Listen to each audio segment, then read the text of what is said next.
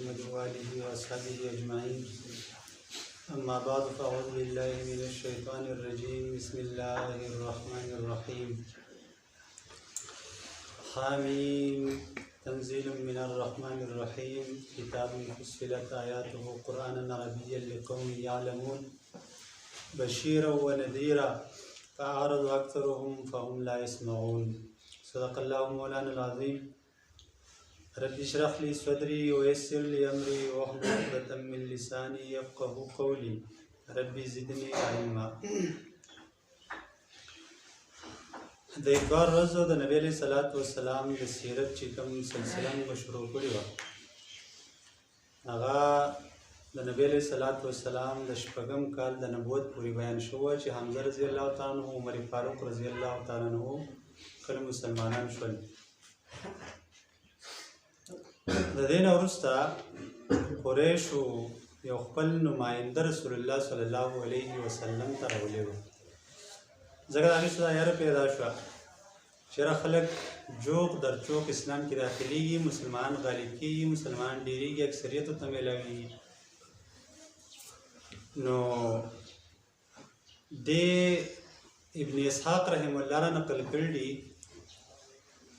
چې عتبه ابن ربیعه چې دا د قریشو په سردارانو کې شامل سړی و، ډېر هوښیار سړی و، ځان ته یې مشر وایه. دې قریشو څه ناست دی په حرم شریف کې او هغې ته وایي چې زه به داسې چل وکړم که ستاسو خوښه وي زه به د محمد له ورشم صلی الله علیه وسلم او ده سره څه خبره وکړم، څه سودابازي به ورسره وکړم، څه پیسې به وله ورکړو، بادشاهي به وله ورکړو، سرداري به وله ورکړو. که ستاسو خوښه وي ستاسو په دې باندې اتفاق وي نو زه درڅه خبره کول غواړم چې دا موږ ته کنځل نه کوي، زموږ خدایانو ته بدې ردي نه وایي، زموږ په بوتانو پسې خبرې نه کوي. هغه ویل بالکل ټیک ده. ابوجهل هم ناست و. عتبه ابن ربیعه رسول الله صلی الله علیه وسلم خواله ورغی. نبي علیه السلام په دغه وخت کې په حرم شریف کې په یو ځای کې موجود و. رسول الله له ورغی وراره ته زمونږ تا ته ښه پته ده چې زموږ په خاندان کې زمونږ په قریشو کې ته یو معزز انسان یې، موږ تا له عزت درکړو، موږ صادق و امین تا ګڼو، خو ته راپاڅېدې او تا یو دعوه وکړه او یو لوی امر یو لوی کار تا شروع کړو او زمونږ خدایانو ته بدې ردې وایې، زمونږ بوتانو ته دروغجن وایې، زمونږ عقلونو ته کم عقلانو عقلونه وایې، زموږ چې کوم مشرانو مړه دي ته هغې ته کافر وایې. لهذا ته راولې کې زموږ په خاندان کې تفریق پیدا کړو او هغه زمونږ ډله او ټپله او زمونږ هغه کوم اتفاق او اتحاد چې هغه ته مات کړو. نو لهذا مونږ زه تا ته داسې وایم تا ته یو آفر وړاندې کوم، یو پیکج دله در کوم. هغه دا دی چې ګوره که ته ډېر مال غواړې، مال ګټل غواړې، مال دره کېدل غواړې، نو به دا ټول قریش راجمع شو، تا له به ډېر زیات مال راجمع کړو چې ستا نه به په موږ کې څوک مالداره نه وي. که ته جاه او جلال او عزت غواړې نو ته به زموږ سردار شي چې موږ به د یو یخته عمره د هغې نه بلکل سر ناړو چې ته کوم فیصله وکړې هغه به موږ منو، هېڅوک به ستا د فیصلې مخالفت نه کوي. او که ته بادشاهي غواړې نو موږ به راولږو تا موږ خپل ټول د خپل علاقې او د خپلې ملک هم به تاسو مشر کړو، بادشاه به دې کړو، ته به د ټولو خلکو بادشاه یې.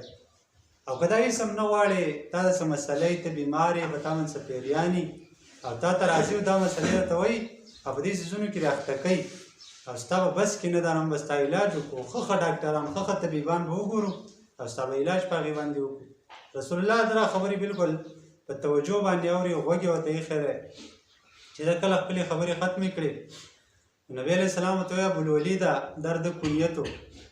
ستا خبرې ختمې شوې، فارغه شوې له خپلو خبرونه. هغه وایي او زه فارغه شوم، اوس زما خبرو ته غوږ کېږده. نو هغه وایي ټیک ده ستا خبرې اورم. نبي علیه صلات وسلام بسم الله وکړه او دغه آیاتونه یې ولوستل، کوم چې د اول سر کې ما ولوستل د سورت حامیم سجدې چې حامیم تنزیل من الرحمن الرحیم، دا آیاتونه لوستل او دې عتبه ابن ربیعه شاته الله داسې اړولی او داسې ډډه غوندې کې واله او دا خبرې په توجه باندې اورېدلې. حیران شوی ورته دا آیتونه لوستل او دا اورېدل. رسول الله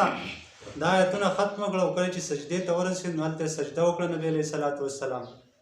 او په یو روایت کې دا راځي چې رسول الله صلی الله علیه وسلم چې کله دې آیتونو ته ورسېدو چې پیغمبره دې آیت ته چې کله اوس نبي علیه صلات وسلام چې فإن عرضوا فقل انذرتکم صاعقة مثل صاعقة عاد و ثمود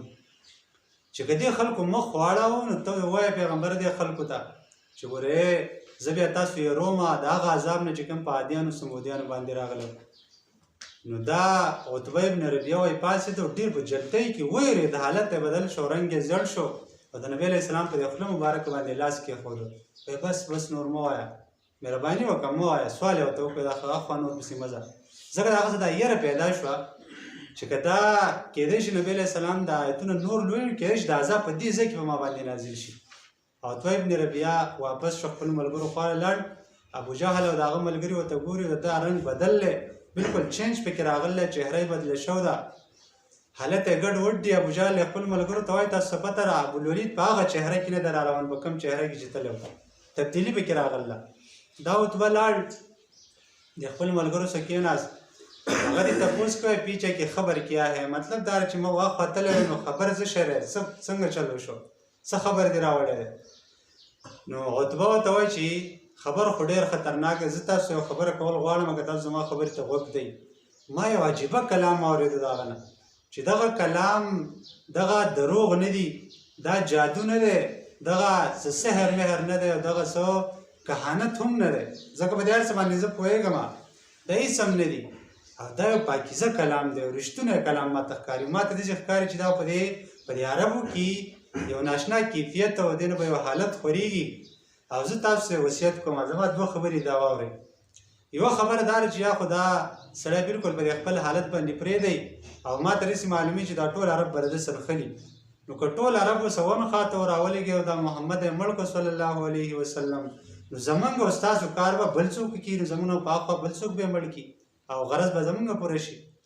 او که داسې وشوه چې دا سړی غالب شه په عربو باندې حکومت ورته میلاو شو نو زما او ستا وراره دی زما او ستا خاندان سره زمونږ او ستاسو نسل نه دی د ټول نه زیاته پیدا مونږ او تاسو ته کېږي ابوجهل ورته وایي ابوالولیده وایي زما دې په الله قسم یې د الله په ذات مې دې قسم چې په تا باندې هم د دغه جادو اثر شوی دی هغه وایي بس زما دغه رایه دی بهرحال نو ستاسو خوښه ده خو زما رایه دا چې دا سړی پر خپل ځګي باندې پرېږدئ دا د دغه ځای پورې د دغه نماینده خبره وه چې دا عتبه ابن ربیعه نبي علیه صلات وسلام ته راغلی